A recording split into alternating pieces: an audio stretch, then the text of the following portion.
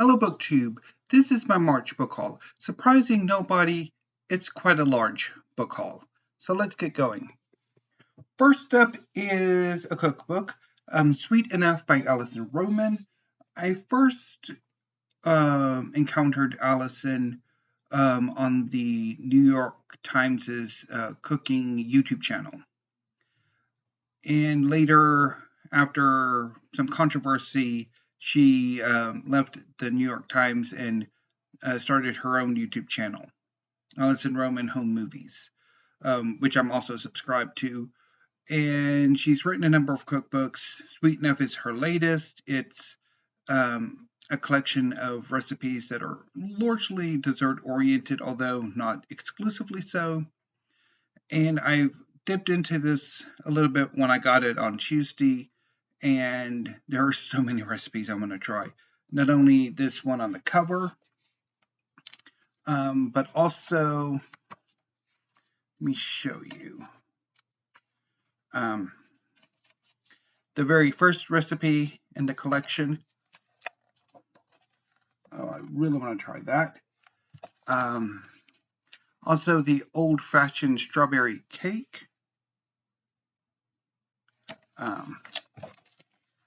Which looks absolutely amazing. There's also a rice pudding I want to try, and so many more. I am really looking forward to having a go at this cookbook. Now, moving on to history, I didn't pick up any anything for like classics, canonical, modern, contemporary fiction, poetry, and drama, and I'll get to that in weekly reads. And also didn't pick up any science fiction or fantasy or anything. So next up is history.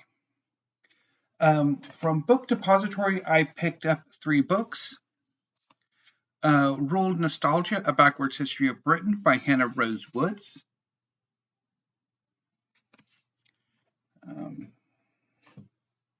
The Restless Republic, Britain Without a Crown by Anna Key. This is about the English Revolution at the end of the English Civil War.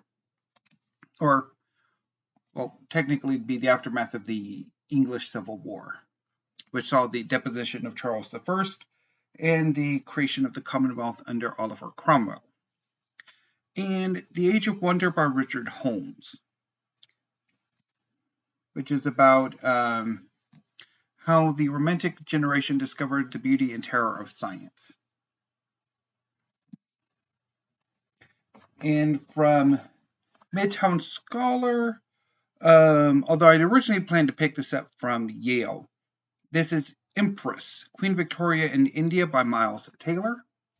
So Yale University Press had a sale on this month for Women's History Month, and this was one of the titles there. And I was thinking of picking this up from them, but I had some issues buying it, so I decided to order it from Midtown Scholar through Alibris. And it had an interesting adventure getting to me. But I did end up picking up one book. The other book I wanted to pick up from Yale, I did order through Yale, so that will be coming in April. And I'll talk more about that then. But quite happy to have it because I dipped into it, the preview, and it sounds really good. So looking forward to reading it. From Amazon, I picked up The Last Kings of Macedonia and the Triumph of Rome by Ian Worthington. So this is a history of the fall of the Antiquated dynasty in Macedonia and Macedonia's conquest by Rome. Really looking forward to reading that because I do have a sweet spot for Alexander the Great and his successor kingdoms. Next up are 2 books I got from Hyde Cottage and that I have reviewed, although not entirely sure when they'll be running. One of them has already run in Open Letters. Not entirely sure about the other one, though. I haven't checked it. But first up is The Story of Tutankhamun by Gary J. Shaw. This is a biography of Tutankhamun, which I've already talked about because I read it earlier this month. It's really good short biography of Tutankhamun. And also The Complete Tutankhamun by Nicholas Reeves. This is a gorgeously illustrated I'm kind of kicking myself that I didn't show some of the illustrations.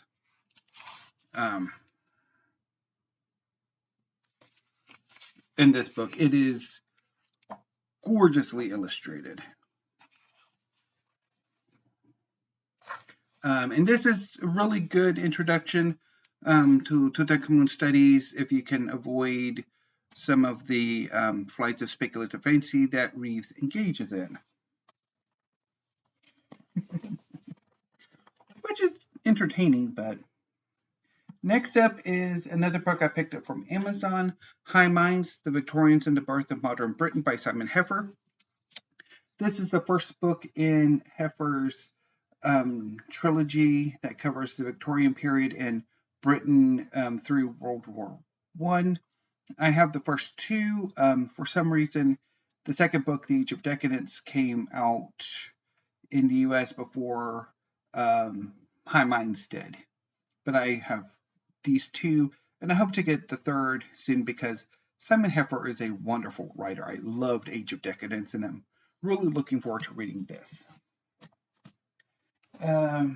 Sticking with Britain and moving on through Germany and Russia, I have George, Nicholas, and Wilhelm, Three Royal Cousins and the Road to World War I by Miranda Carter. So this is I think, a bit of a group biography of the three monarchs and how their decisions led to World War I. Really looking forward to reading it. I know Micah Cummins read this recently, a few months ago, and quite enjoyed it, and I really wanted to pick it up. And I also have The Pity of War, England and Germany, Bitter Friends, Beloved Foes by Miranda Seymour. So this is a book about German-British relations in the 19th century and early 20th century, which I'm really looking forward to that too. From Princeton, I picked up two books. The Only Woman in the Room by Pnina Lahav. This is a biography of Golda Meir, the first and so far only female prime minister of Israel. And also The Soviet Century, Archaeology of a Lost World by Karl Schlogel. Let's check and see if it is translated. Translated by Rodney Livingstone. So this is a massive Soviet history that I know Steve Donahue has raved about recently, and it got me wanting to pick it up. So let me see if I can do a Steve pyramid of these history books. Okay. And of course, the fun thing is going to be trying to put them on my shelves. Because I'm thinking of rearranging my history shelves so that they're more thematic than just put up willy-nilly. Okay. I think it'll work like this. And then you. And then you. And then I think Tutankhamun. But I'm not entirely sure how it's going to work. I'm also thinking of trying to expand the history wall, even though I have said what it is right now is how it's going to end, but I want to try to maybe get that one big bookcase that I moved into the hall somehow onto that wall. So I have a little bit more space, but I don't know how that would work. But anyway, so this is the massive amount of history I got this month. Ooh. Ay, ay, ay. Really enjoyed it. Oh. Okay. Oh no. Okay.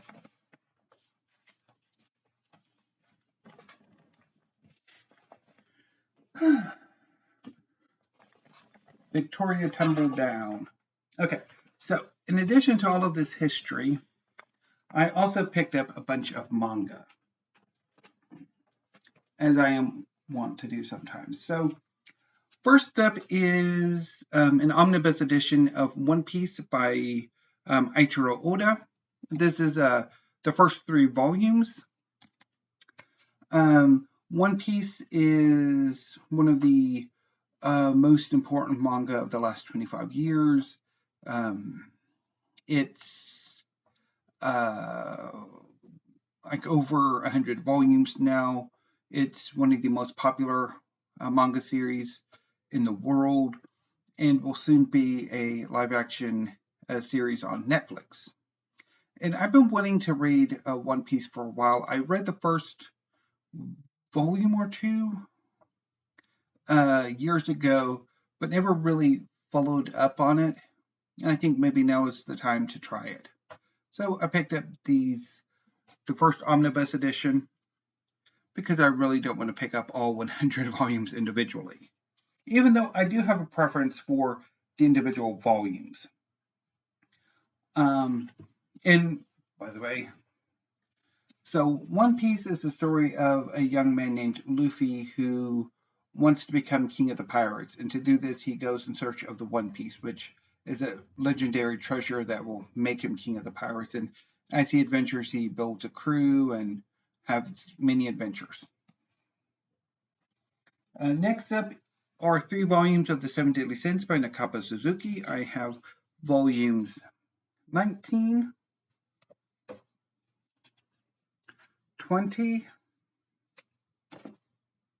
and 21.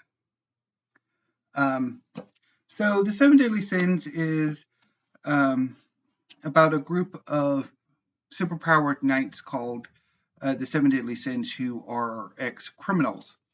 Initially, they were approached, or the former leader of the group was approached by a princess named Elizabeth, whose father was overthrown by a order of other superhuman knights called the Holy Knights. 10 years previously, the 7 Deadly Sins were accused of assassinating the leader of the Holy Knights and trying to overthrow the kingdom. Clearly, they did not do that. That was actually the Holy Knights themselves who did it. And so Elizabeth approached the leader of the 7 Deadly Sins, Melodius, to help her put her father back on the throne. So they went to reunite most of the 7 Deadly Sins, and they restored King Batra to his throne. However, the plan of the Chief Holy Knights to resurrect or release the demon clan from their imprisonment, while initially it seemed to have been prevented, in actual fact succeeded.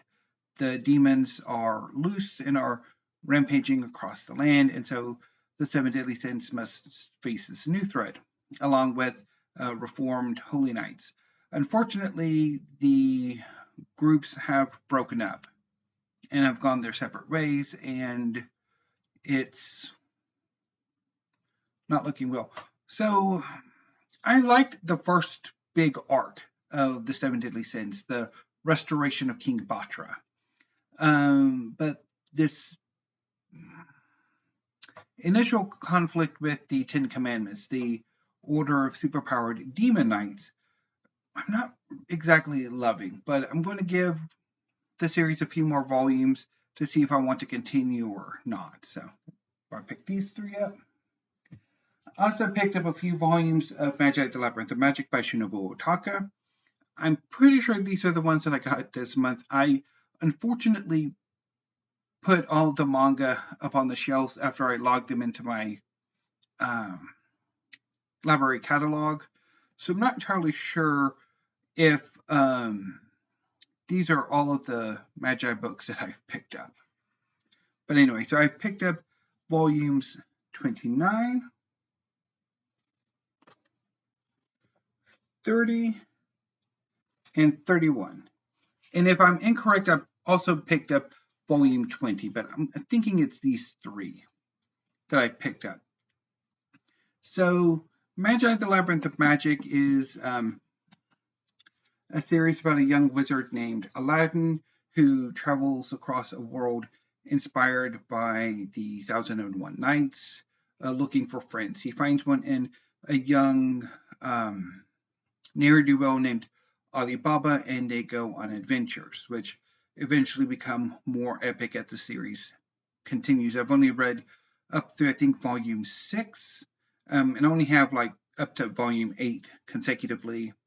Unfortunately, I've been picking up this series piecemeal, and a lot of the earlier volumes are really hard to come by. I also picked up volume 3 of Nabari no O by Yuki Kamatani. This is a contemporary series about modern day ninjas, and it's about a young man named Miharu Rokujo who has been possessed by a spirit that can, under the proper conditions, rewrite reality. And this has led to Miharu being pursued by a number of ninja factions. Also picked up volume 17 of Tolaban Hanako-kun by AidaIro. This is one of my favorite series. It's set in a haunted Japanese school, and it's about a young student named Nene who is told that if she goes to a particular stall, performs a set ritual, she will summon the spirit known as the Tolaban Hanako-san and be granted a wish. She does so and meets Hanako-san, who is in this case the ghost of a younger boy named Amane, so he's Hanako-kun instead of Hanako-san. Amane grants the wish, it goes poorly, and in exchange for rescuing her, Nene becomes Amane's assistant. Initially, her duties are menial, but later she becomes very important in Amane's duties, regulating the relationships between the living and the supernatural at the school. There are 7 mysteries, of which as the 7th, Amane has a regulatory authority over the other 6, as well as other hauntings at the school. Joining Amane and Nene is a young exorcist named Ko, who initially tries to exorcise Amane, but later becomes friends, and they go on adventures. And I'm loving this series. I'm pretty sure I talked about this earlier this year, and I love this volume. It was amazing, particularly the ending.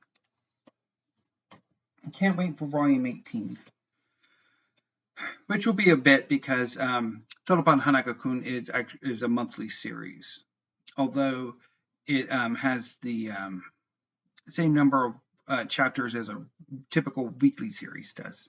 But anyway, I also hold Eden Zero Volume 21 by Hiro Mashima. Eden Zero is an adventure manga, science fantasy, about a young man named Shiki who was raised on a planet of androids.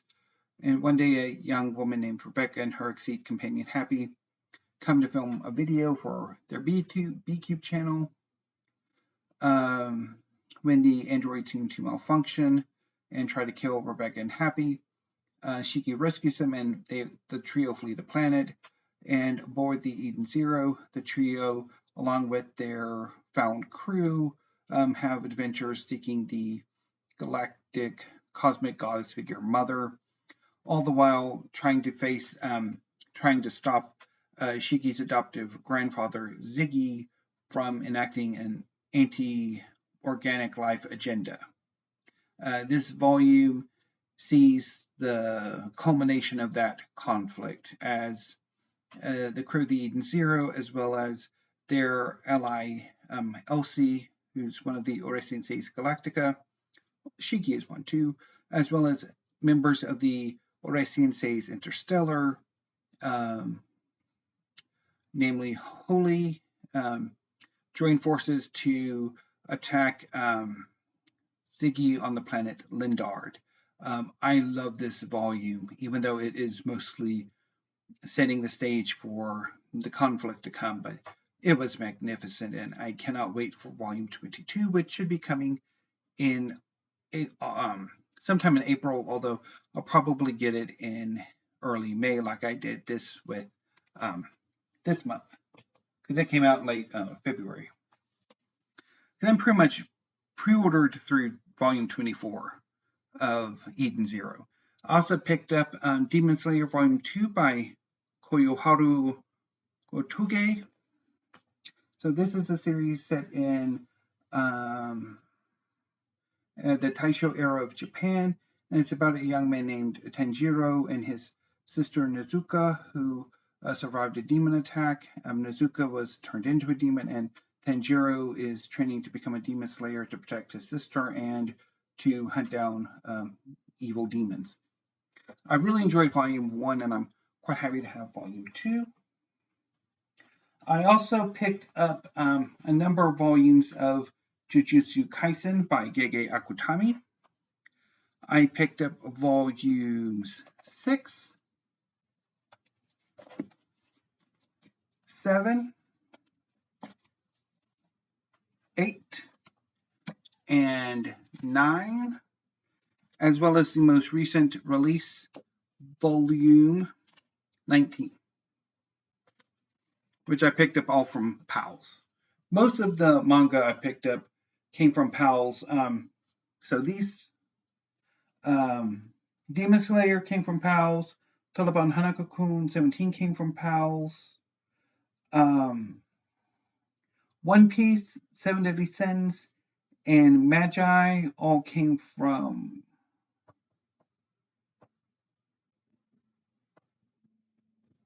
so some of the Magi came from Amazon. I think one of the Magi came from PALS too, and Eden Zero came from Book People because I have them all pre-ordered. But anyway, getting back to Jujutsu Kaisen. So Jujutsu Kaisen is a contemporary manga series in which a young man named Yuji Itadori, in order to rescue his friends in a school occult club from a monster attack, eats a cursed object, allowing him to be possessed, to manifest aspects of an evil sorcerer named Sukuna. Aiding him are Jujutsu sorcerers who are wizards trained to fight these demons and other monsters. And Yuji is set to be executed because he has a bit of this evil sorcerer in him. But he's spared execution so that he can go and eat the other cursed bits of Sukuna that are still lying around. And then once he's pretty much eaten all of them, then they'll kill him. But before then, he is enrolled in a school for Jujutsu sorcerers, and he goes on adventures. So far, I've only read to volume 5, and I've really loved this series, and I'm really looking forward to getting to these 4, as well as continuing on with the series. I don't have too many more volumes before I finish up with getting caught up with Jujutsu Kaisen. So this is my manga tower. So anyway, that was my March book haul. My April book haul is possibly going to be about as large, because I already went ahead and did order with the University of Chicago, as well as the Yale book. I'm also wanting to pick up some more manga and some more history and maybe a few other things. But anyway, BookTube, I need to go ahead and start uploading this and getting these books on the shelves, or back on the shelves in the case of the manga, since I had to pull them down. But anyway, I will be back later this afternoon with weekly reads. So until then, thank you, BookTube. Have a great rest of your afternoon and stay safe.